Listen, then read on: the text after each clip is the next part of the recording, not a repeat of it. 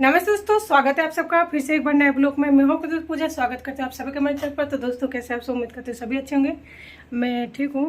जैसे कि आप सबने पिछले वीडियो में देखा होगा, बच्चों की तबीयत बहुत ज़्यादा ख़राब हो रहा था तो दिखाना ज़रूरी हो गया था, इसलिए मैं उन्हें ले जा रही हूँ ऑटो में, दोनों बच्चों को डॉक्टर के पास। तो ये देख सकते हैं दोनों बच्चे मेरे साथ में ही हाथ दोनों नाक पोछा-पोछी कर रहे हैं क्योंकि उन्हें बहुत ज़्यादा कोल्ड हो चुकी है, जबकि मेडिसिन चालू है। और आज मैं जाने वाली हूँ जयपुरी हॉस्पिटल क्योंकि मेरी भी तबीयत बहुत दिन हो गए ख़राब हो रही है।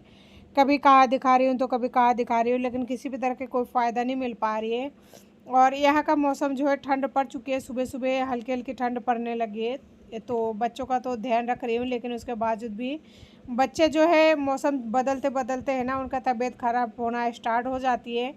और मेरा सोनू को थोड़ा कोल्ड का प्रॉब्लम है, इस वजह से जैसे ही मतलब मौसम चेंज होती है वैसे ही उसका तबीयत ख़राब होना शुरू हो जाती है। हमारे यहाँ से जयपुर हॉस्पिटल काफ़ी दूर पड़ती है, घर से लगभग 1.5 घंटा लग जाता है। तो दोस्तों फाइनली शाम ढल चुकी है और जैसे कि आप देख पा रहे होंगे बहुत ही ज़्यादा मतलब अंधेरा सा छा गई है। अभी शाम के 8 बज रही है। तो मतलब हॉस्पिटल से तो निकल गई थी, 4 बजे निकल गई थी। वो एक्चुअली बाज़ार में थोड़ा सा और भी काम था, इस वजह से लेट हो गई। तो अभी मैं आपको दिखाती हूँ मतलब डॉक्टर ने क्या बोला है मुझे।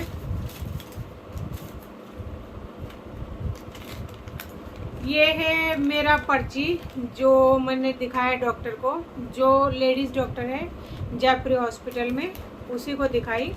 तो उन्होंने ये बोला है 7 दिन का दवाई दिया है मुझे, और उसके बाद में अगर मेरी तकलीफ़ सही नहीं होती तो उन्होंने बोले आगे की प्रोसेस करेंगे। तो फिर हमें यहाँ पे दूसरा प्रोसेस चालू करेंगे। सबसे पहले तो आपकी सोनोग्राफी करा के फिर उसके बाद में आगे का मतलब प्रोसेस करेंगे। अभी तो पहले ये 7 दिन का दवाई लो, उसके बाद में देखते हैं। तो मैंने फिर कहा ठीक है।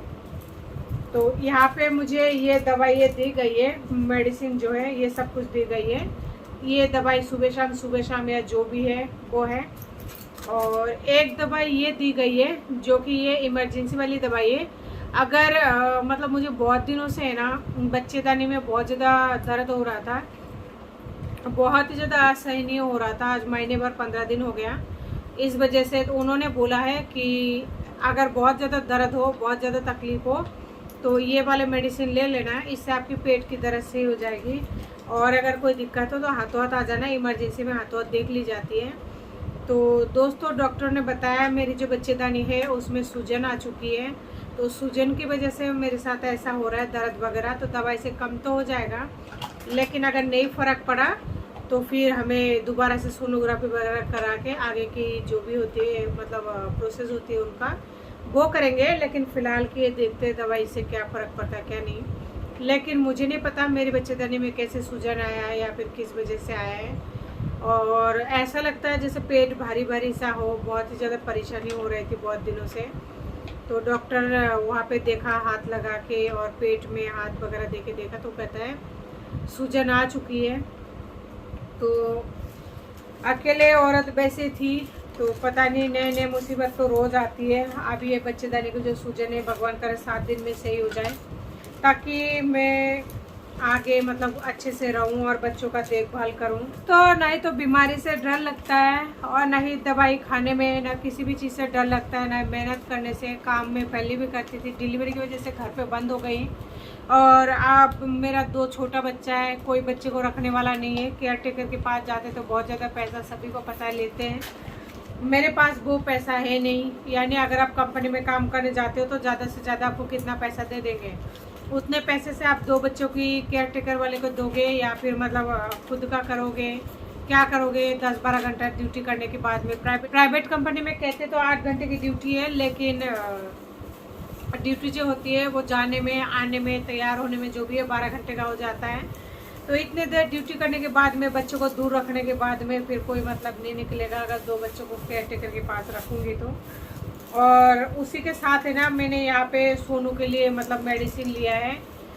उससे बहुत ज़्यादा प्रॉब्लम हो रही थी, जुकाम खांसी वगैरह हो रहा था। तो देख सकते हैं ये सोनू का दिया है, खांसी बुखार और जो भी है ये सब दवाई सोनू को दी है। तो एक ही जगह से मैंने सारी दवाई ले लिया था, यानी एक ही हॉस्पिटल से जो बच्चों का डॉक्टर है उसे दिखाकर मैंने ये दवाइयाँ ले ली हैं।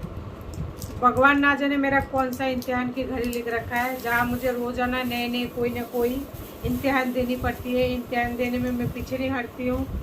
बस इतना सा मुझ पर मेहरबान हो जाए कि मेरा जो तबीयत है ना वो ठीक रखे। इसके अलावा मुझे भगवान से और कुछ भी नहीं चाहिए। और जो दुनिया वाले दे रहा है ताना, जख्म, गहरा जो भी घाव वगैरह दे रहा है ना, उसका मुझे कोई अफसोस नहीं है। और यहाँ पे ले लिया छोटू के दवाई। छोटू का लूज़ मोशन हो रहा है, बुखार हो रहा है बहुत ज़्यादा। सोनू का भी बुखार हो रहा है। तो बुखार, जुकाम, खांसी दोनों का एक जैसे हो रहा है। सोनू का प्लस दस्त हो रहा है। तो ये है छोटू की दवाई। तो छोटू का भी ये खांसी और जुकाम और ये दस्त की दवाई है, और एक ये गोली है। तो मेरे बच्चे भी मेरे साथ साथ बीमार है। मेरे बच्चेदानी की सूजन की वजह से ना घर का कोई भी काम नहीं कर पा रही हूँ। मतलब 2 किलो वजन भी उठाती हूँ ऐसा लगता है। खाली पेट भी चलती हूँ ना तो भी ऐसा लगता है पता नहीं क्या हो रहा है। बहुत ज़्यादा परेशानी में हो रही हूँ। भगवान से ये दुआ करती हूँ कि भगवान मेरा इतनी सी सुन लो। मैंने जो भी कर्म किए उसकी सज़ा तो मुझे दे दो। मैं आपसे ये नहीं कहूँगी कि मत दो। कुछ ना कुछ बुरे कर्म किए होंगे जब भी मुझे ये सज़ा मिल रही है।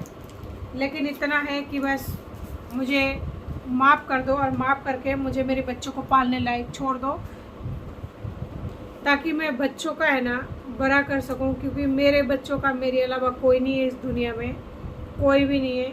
तो दोस्तों आज की वीडियो में इतना ही। मिलती हूँ फिर किसी नए वीडियो के साथ में। तब तक के लिए नमस्ते।